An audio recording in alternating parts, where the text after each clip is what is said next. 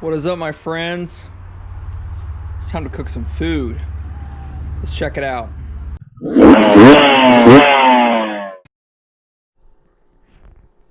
All right, my friends, the van build continues, and this time I'm working on my burner and a table for me to put my food and kind of cook food. All right, so up to this point, I've been using a 2-burner Academy cheap $30 little dude that uses a small propane tank, and there's nothing wrong with that. It actually works fine. But as you guys will probably notice with Motovans, and I noticed this the first time I took it out, the more stuff that you have to be able to instantly access, instantly pop out, clip up, snap in, whatever the case may be, the less setup that you have, all that adds up to way more convenience, which means the more convenient it is, the more time you have to ride and relax and just kick back at the end of the day or whatever the case may be. So how is this going to work? Well, this is the parts list I have laid out beside me. So essentially what I'm going to do is I'm going to take these sliding drawer mechanisms. They're not drawers, but shelves. They slide into themselves with the bracket there. They're stainless steel, and they essentially allow a shelf to pop out. What shelves am I going to be popping out? Well, this is 1/8 inch aluminum. This blue plastic is nothing more than a cover. It is going to be housing this Coleman single burner that I'm going to have to cut a hole for it to recess down in the aluminum. Once that's recessed, that's going to allow me to take your normal 1-pound can, screw onto the bottom of it. So I may have a way to hold the little propane tank. I'll play with the cable or a line or something like that. Then on the other side, I'm going to have a fold-out working table or a place to actually put my food. This is actually a commercial cutting board, as you can see, so I will be able to cut food on it or something like that as I have the skillet up on the other side. So this is the layout that I'm going to utilize. So where am I going to put this? All right, so I am putting this on each one of my cargo doors. This is a perfect area. As you guys can see, my living space, it's been evolving. You guys by now have seen the bed video that I released. I'm actually not done with the bed, but in the bed video, all my straps and everything is all in and complete. So at this point, this is my living area. My bed will be down. I'm starting to get more storage in here and things like that. So as I get close to that, I need a place to cook my food. Now, previously on my last trip, like I said before, I just set a burner here.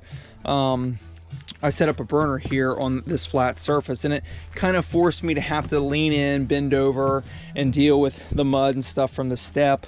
It wasn't that bad, but my burner is housed and it's taking up space in one of my storage bins. So what not a better place than to put my flip out tables on each side of the door. So what I'm going to do, I'm going to put the burner on this door, and I'm going to put the cutting board table on this door. Now my plan is to retain the OEM bezels. So some people may think, oh, the heat, and it'll get melty. Don't worry about it. I'm going to put a heat shield on there, and it's not going to affect it all. In fact, it's going to be easier to work with the plastic that I have in place. So a lot of that is because I wanted to keep the insulation that I have inside the door as opposed to exposing the door. Not to mention, I don't really want to do like a cutout or anything like that. These are provided from the factory. They're actually pretty solid. Now, one thing about it is I'm not just going to be able to screw in those slide out brackets, right? So what I'm going to do is I'm going to take this door panel off, and every place where there's one of those snap in, now you can't see it, but I'll show you, one of those snap in poppers that allow it to snap to it, I'm actually going to put a riv nut on the female side or the door side rather, through the sheet metal, and then bolt this door panel to the door itself. It will expose a small head, but that's fine. What that will allow is a much more coarse, tense surface for me to be able to bolt the hinges to, and allowing my table to pop out. So I think it's going to work really well. I'm also going to mount the bottle. The bottle will be mounted here as well. I'm going to play around with that concept. And over here, the same thing, right? I'll be able to just flip the table out and maybe put like a little mesh or net system in here on both sides. We'll see how much room we have. So I'm going to get after it and execute. All right, guys, I'm going to go ahead and start with the cutting board and or table side, which is going to go on the forward cargo door towards the passenger door, the front one. So what I have here is I've essentially already mounted the brackets to the board. Super easy to work with because it's polymer. You know, just drill them out, line up the holes, should be easy, good to go. Right here we see the 3 mounting holes that I'm going to have to ultimately mount to the front bezel. Now, like I said before, I did choose to keep this door panel and utilize it, and there's a couple reasons why. Number one, it's going to help with insulation. Once I make sure everything's insulated on the inside whenever I put it all back together. Number two, the structure of the door is a lot harder to mount this type of stuff to without maybe like putting a band or something in there, making the table nice and even. It's going to be a little bit harder. So number three, I mean, why not use it? It looks nice. It will act as insulation. It will, you know, it's going to be fully functional. And if I want to attach more things to it, it'll be good to go. So as many of you guys know, with these door panels, they're really just popped in with these basic tabs that go to a fixed hole in the door itself. Now that's fine for being a door panel, but if I'm going to start mounting things to it, that's not going to hold. I want it to be more sturdy than that. Not to mention, whenever I took all the door panels off to put sound deadening and insulation in there, I ended up breaking some of the tabs. So these 4 tabs are broken. So what I'm going to do is I'm going to utilize the OEM mounting point, and on the whole side of the door, utilize riv nuts and actually put bolts in. So what I'll do is I'll drill a hole to access that bolt and be able to bolt down the door panel directly to the door. It's going to be much more sturdy, and that will also allow me to screw things into the plastic, and you know, things won't flex around and rattle and fall off. So for now, I'm going to choose these 4 mounting points, since my table on the other side is going to be mounted right in here. It's going to hover around. So these are where the handle goes. So my table, my flip out table, is going to set right in here, which will be great for the mounting brackets. I may replace one of these up there as well also. I did notice that these guys down here were rattling a little bit, that the door panel was loose as I was driving, so maybe that'll help some of the sound. All right, so time to throw the rib nuts in, drill the holes out, and get to where I can get ready to mount up the door panel with my table. All right, guys, we've got the table / cutting board mounted. So the bezel's back on, or the door panel rather, and I actually ended up doing a nice little, there's a 5/8 little plug there that I had for plugging up the holes in my floor from the bed rails. So that actually worked out great. This is what the finished product looks like. So once I got everything bolted down, it's really solid. I will say there is a little bit of flex in the table. I don't think it's going to cause a problem, simply because, you know, I'm not using this as a workbench, so to speak. If I was going to use a workbench, then these brackets are great. They would be strong enough. The top would be strong enough, but I would mount it into the metal of the door. Maybe do some sort of bracketry on that side. But because this is specifically for setting a laptop or while I'm cooking, with the burner side going to be over here, this is going to work perfectly. So as of right now, I don't have a way to, quote, strap it down to keep it from rattling, but I will say that it is pretty snug, just because the way the brackets kind of fit together, it kind of hangs out there. I did notice the hinges have a little bit of rattle to them. They may drive me nuts since it's like right here from earshot.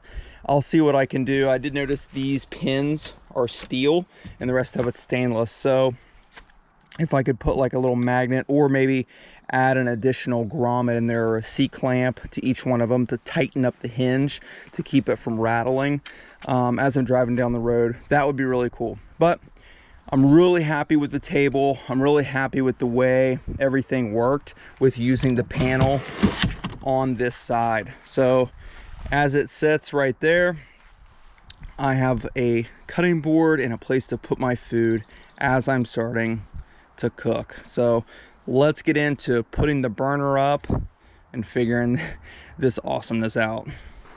All right, gang, so now I'm going to start on the other side with the burner. So as many of you know, I'm starting with this 1/8 inch 12 by 12 sheet of aluminum. Now the first thing I'm going to do is I got to cut out the aluminum from the center to fit my single burner for it to be able to drop down in. What I'm going to do is essentially use the drill bit with the stepper, make a hole, and then just use the grinder and Dremel tool to smooth it all out. It is going to take some time. Unfortunately, I am using aluminum as opposed to like wood or something like that, which would be a little bit easier. So in any case, it is what it is, but aluminum I think is going to do really, really well. So after that, then I'm going to go through and round off these sharpened edges. I definitely don't want to be walking by my burner and get freaking stabbed or scraped because this is raw aluminum and these edges are pretty sharp. So the way I'm going to keep this burner, just as a caveat, down into the flush part of the aluminum is I'll drill a hole and then I'll use a singular bolt. Well, not singular, I'll do multiple bolts with washers, basically with nuts on the bottom side, clamping the burner down to the aluminum. And then of course it goes onto my sliding shelves that I have. I'm going to use the same method on the other door's panel as I did with the other one, but one caveat is I will add a nice reflective heat shield for the top part so that there's no chance that the burner will cause any problem with the plastic. So let's get after it. All right, I have the hole cut out and the brackets mounted to my 1/8 inch 12 by 12 piece of aluminum. Obviously you can see the holes here, which will be used to mount the actual burner down to the plate. So you'll also notice that I moved the main burner platform away from the hinge to keep the heat, because I will be utilizing the plastic here, the OEM plastic. I don't think it's going to be an issue, the transfer of heat. I am going to have a shield here. So in any case, let's go look at the door panel and figure out what we're going to have to do to mount it up. All right, we've got the door panel off, and as you can see, this is basic sound deadening. The door panel here, I have some Easy Cool pushed on the back side of the panel itself. Now, this is what I wanted to show you guys. Obviously, we can see this is a little bit different than the other door panel, but we have these plastic inserts. And then on the panel, you have essentially these little poppers, right? So because my burner is going to be mounted around here, obviously on the opposite side, I want to support the weight of the burner in the flex as much as possible through the panel. So what I'm going to do is I've removed 1, 2, 3, 4 these guys right here, which is what I'm going to drill the hole and then ultimately riv nut and put a bolt into the hole to mount the panel directly to the hard skin of the door itself. Now with this one specifically, there's really not a lot of support on this area right here. I don't think it's going to be an issue just because there is the triangle here is going to give it good support. I will test everything before I put the panel on. If I'm not happy with how it flexes, or if I get too much flex, then what I will do is run some aluminum bracing down through the panel to help give it more rigidity to make sure that I don't have any issues. So let's look at getting it mounted up. All right, guys, we've got the door panel completely done, ready to go onto the door itself. So just a few notes. I added the insulation back, the OEM matting insulation, and then a layer of Easy Cool. It just rests in there. And then this is what I've got. So I've got a bracket down here. I'll show you guys that once it's mounted up.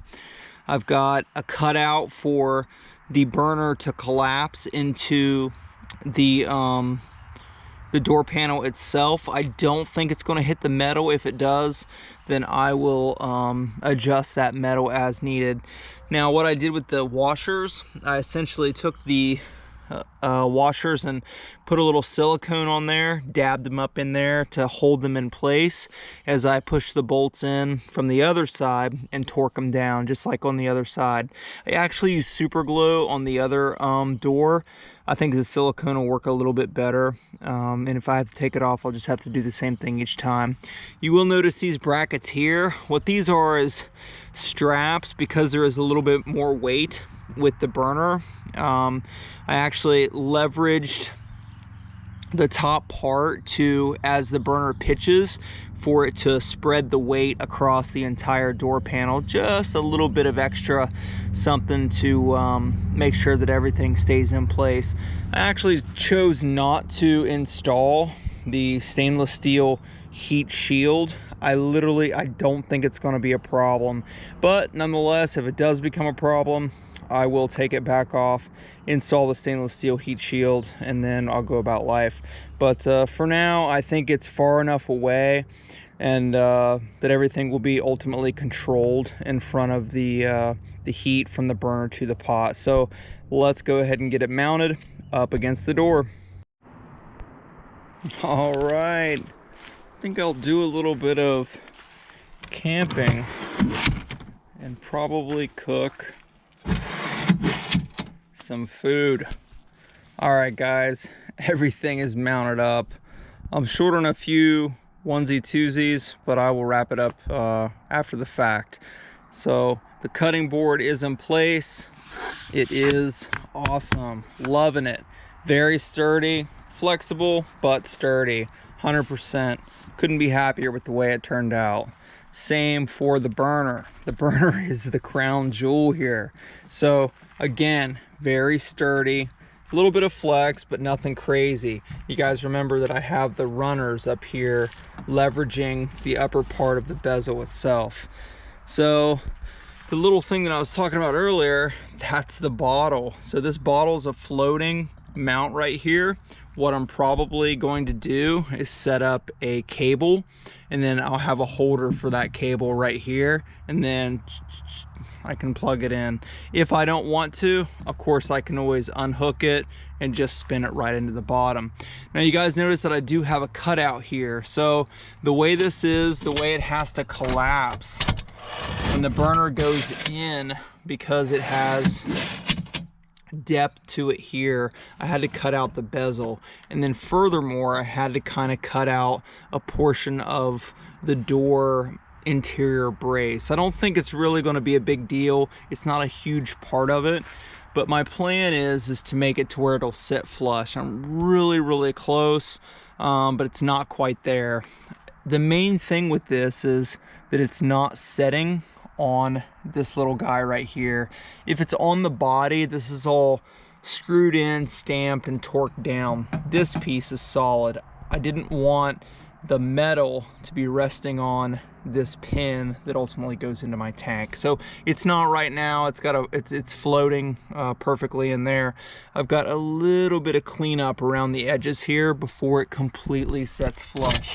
As you guys can see, it sits down in place, no problem, but it's not quite flush. It's really close. Another piece is, as I bolted down the door panel to the door the same way that I did over there, I'm still missing I think 2, 3 of the little grommets. So I ran out of those. I'll go pick more up at the store. All right, guys, but this pretty much wraps up my cooking setup for the Motovan. Now, I gotta give a shout out to my guy, Tylor. Dude, Tyler, I saw this setup on his Motovan whenever we first started talking about Motovans, and a few other friends that that we all ride with. So Tyler, thanks for the idea. I saw you guys using it. It's super convenient.